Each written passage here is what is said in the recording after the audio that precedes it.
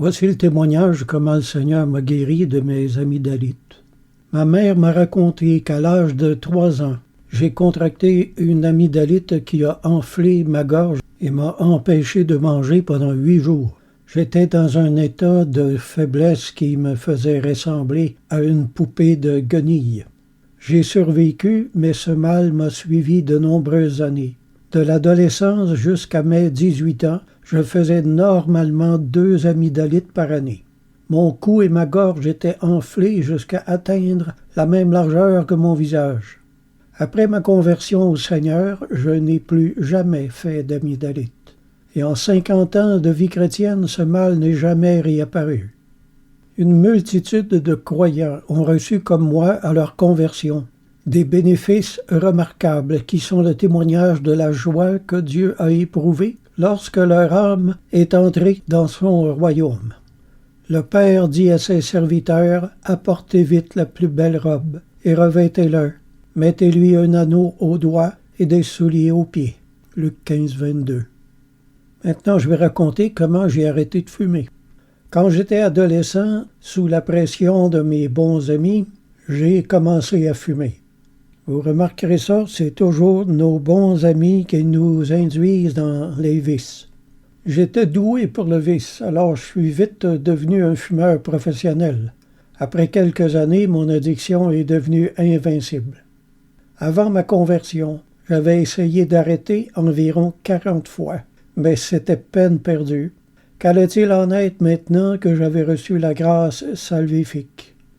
Je craignais de m'y atteler une autre fois, j'avais eu tant d'échecs dans le passé. Je me suis alors rappelé que mon frère Jacques, celui qui m'avait amené au Seigneur, m'avait parlé d'un nommé Arnold, qui était auparavant alcoolique, et que le Seigneur avait délivré. Pour éviter une nouvelle défaite, j'ai décidé de m'appuyer sur Dieu complètement et de ne m'appuyer sur mes propres forces d'aucune manière. Je savais que si la chose dépendait seulement de moi, ce serait l'échec assuré. J'ai donc fait à peu près la prière suivante. « Mon Dieu, tu connais ma faiblesse. Tu sais combien de fois j'ai essayé d'arrêter, mais sans succès. Alors je place la chose entièrement entre tes mains. Il faut que ce soit toi qui m'arrêtes. Je vais donc continuer à fumer tant que toi, tu me dises toi-même d'arrêter en ton temps. » Voilà. Après une semaine environ, j'étais étendu sur mon lit avec une cigarette dans le bec en lisant ma Bible. Quand une voix dans mon cœur me dit « C'est le moment, écrase ta cigarette et jette ton étui à tabac à la poubelle. » J'ai obéi, mais comme je n'avais jamais réussi auparavant à tenir plus de 20 minutes sans recommencer, je suis allé prendre une marche de plusieurs heures. Je ne suis rentré qu'après être complètement épuisé. J'avais l'impression de marcher sur des œufs tellement j'avais peur que l'obsession me reprenne, mais à ma grande surprise, la hantise n'est pas revenue. Je ressentais bien une tentation, mais pas de façon obsessive comme avant. Auparavant, quand l'ennemi m'ordonnait de fumer, j'avais pas le choix. J'étais un esclave qui obéissait, c'est tout. Mais là, c'était différent. La grâce me donnait maintenant le choix de dire oui ou non à la tentation. J'avais la force. Ça m'avait beaucoup étonné, ça. Cette mise à l'épreuve dura 10 jours, puis ensuite, je n'ai plus été tenté du tout. J'aimerais citer maintenant 2 versets à l'appui. Luc 11, versets 21 et 22. « Lorsqu'un homme fort et bien armé garde sa maison, ce qu'il possède est en sûreté. Mais si un plus fort que lui survient et le dompte, il lui enlève toutes les armes dans lesquelles il se confiait. » Alors, les addictions sont peut-être invincibles pour nous, mais pas pour le Seigneur. Le Seigneur, c'est lui qui est le plus fort. Colossiens 1, versets 12 à 14. « Rendez grâce au Père qui nous a délivrés de la puissance des ténèbres. » Une autre traduction a rendu « de l'autorité des ténèbres ». Une autre encore, la traduction Conibert, « de la domination des ténèbres ». Une autre traduction encore, « de la tyrannie des ténèbres ». Et une autre encore, « du contrôle des ténèbres ». Délivrés de la puissance des ténèbres, il nous a transportés dans le royaume du Fils de son amour, en qui nous avons la rédemption. Une autre traduction rend « en qui nous avons trouvé la délivrance » et la traduction Goodspeed « qui avons été rachetés de la captivité ». Je dois cependant faire ici une mise en garde importante. Par la suite, j'ai connu 2 rechutes. Comme je l'ai dit, ma mise à l'épreuve a duré 10 jours. Après une année, j'ai vécu une épreuve et je suis retombé. Et quand j'ai voulu arrêter de nouveau, le Seigneur m'a donné sa grâce, mais j'ai été tenté pendant 4 mois avant que les tentations me lâchent enfin.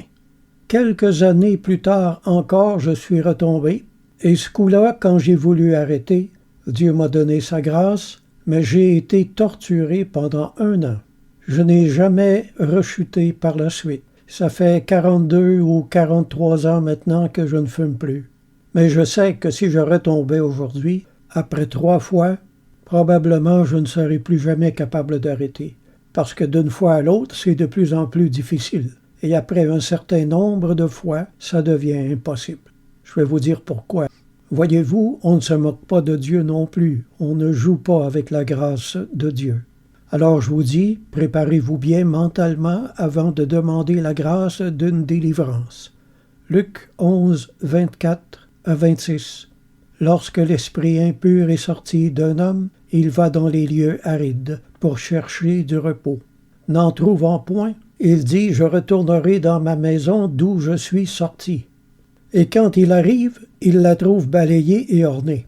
Alors il s'en va et prend 7 autres esprits plus méchants que lui. Ils entrent dans la maison, s'y établissent, et la dernière condition de cet homme est pire que la première.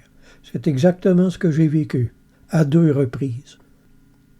Je vais raconter maintenant la première fois que le Seigneur s'est servi d'une parole de la Bible pour me délivrer de l'inquiétude.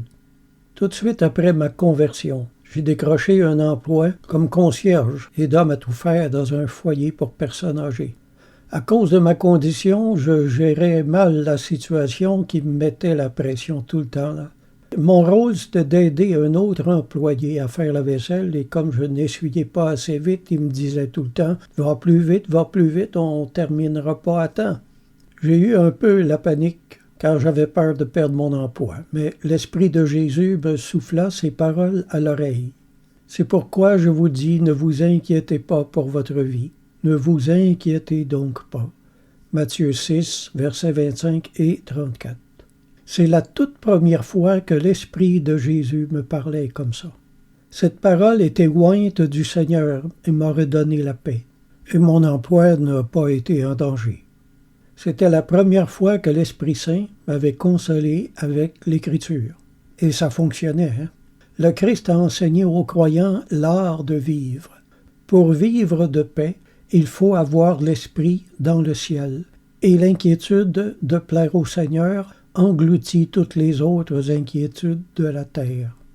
Si donc vous êtes ressuscités avec Christ, recherchez les choses d'en haut. Colossiens 3:1. La paix que nous communique le Saint-Esprit engloutit les angoisses les plus raisonnables et les inquiétudes les plus légitimes de cette vie. L'incrédulité naturelle de la chair communique l'angoisse, mais la foi surnaturelle de l'esprit communique la paix. Alors battez-vous pour la conserver. Un certain monsieur James Packer, dans son livre « Connaître Dieu », a écrit ces belles lignes. « Voudriez-vous oublier vos chagrins, abandonner vos soucis?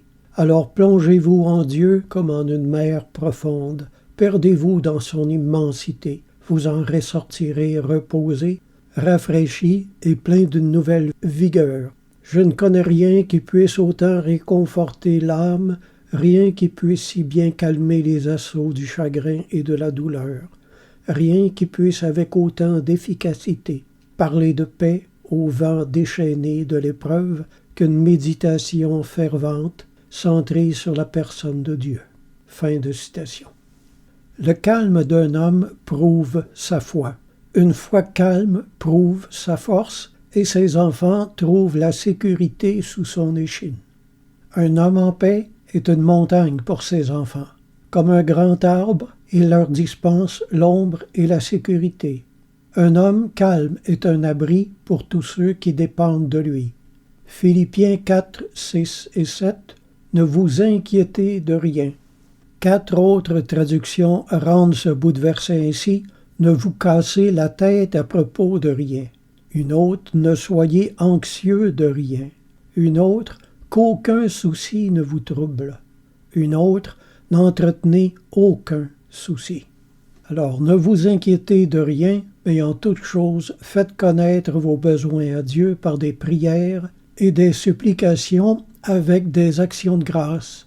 Et la paix de Dieu qui surpasse toute intelligence gardera vos cœurs et vos pensées en Jésus-Christ. Quelques années plus tard, ma mère a fait un songe. Je l'ai appelé le songe de la persévérance et de la promesse de béatitude. Une nuit, ma mère a eu ce songe me concernant. Je n'avais alors que 20 ans. Elle m'a vu habillé d'une tunique et portant des sandales comme les premiers disciples. J'étais un vieillard aux cheveux et à la barbe toute blanche. Je marchais lentement dans un petit sentier, dans une montée, au bout de laquelle se trouvait une croix. Le songe assurait à ma mère que je persévérais dans la foi jusqu'à la fin de ma vie, sans jamais l'abandonner. Cette croix, c'était la dernière colline, ma dernière colline, ma mort. Je ne suis qu'un peu de glaise qui sera effacée après la pluie, mais je garderai la foi. Révélation 14, verset 13. Et j'entendis du ciel une voix qui disait « Écris, heureux dès à présent les morts qui meurent dans le Seigneur. Oui, dit l'Esprit, afin qu'ils se reposent de leurs travaux, car leurs œuvres les suivent. » Il y a la béatitude à venir et celle qui commence ici-bas, lorsque le cœur se laisse remplir par la grâce. L'amour de Dieu est nécessaire à la béatitude d'ici-bas et de celle qui est à venir. Béatitude signifie félicité éternelle que goûte l'homme jouissant de la vision de Dieu, sérénité apportée à l'âme par la contemplation du divin. Synonyme bien-être, bonheur, contentement, extase, félicité, joie, paix, quiétude, ravissement et réplétion. Monsieur Ozanam, dans son livre « Essai sur la philosophie de Dante », écrit ceci. « La béatitude est l'homme élevé à sa plus haute puissance. À un autre point de vue, la béatitude est Dieu même se donnant en possession. L'homme et Dieu, le sujet et l'objet, se touchent. » Fin de citation. Il y a la grande béatitude céleste, mais en attendant, il y a aussi la béatitude possible en ce monde, c'est-à-dire les perfections évangéliques exaltées par le Christ dans le sermon sur la montagne. Ces béatitudes n'en forment qu'une seule. La béatitude d'ici-bas est le moyen d'accéder plus tard à celle du ciel. La béatitude de ma mère, j'aimerais dire quelques mots là-dessus. Lorsqu'on m'a appris la mort de ma mère, il y a quelques années, une épée m'a transpercé le cœur et en même temps le sentiment d'une gloire extraordinaire, comme si un voile venait de se déchirer et que je voyais, dans cette grande éternité, la belle âme de ma mère monter dans le ciel, accompagnée de 2 anges se tenant de chaque côté. Le jour de la mort d'un être cher, si nous sommes attentifs, il nous sera donné de sentir les 2 mondes en même temps. Acceptons par la foi les difficultés de la vie en attendant le jour où, traversant dans la lumière, toutes nos épreuves trouveront un sens clair, et voyant par où elles nous ont enrichis, tous nos « Pourquoi Seigneur ?» tomberont en cendres par terre, et dans cet oubli éternel, nous rendrons gloire à la sagesse des choses que Dieu a permises. C'est alors que nous n'aurons plus rien à dire. Thomas Emerken a écrit « Courage, mes frères, poursuivons ensemble notre route. Jésus sera avec nous. Nous avons embrassé cette croix pour Jésus. Suivons-le avec courage et que personne ne se forme de terreur. » Saint Augustin, à son tour, écrit « La voie était très dure, mais votre Seigneur l'a rendue douce en y passant avant vous. Marchons dans la voie en toute sécurité. Amen.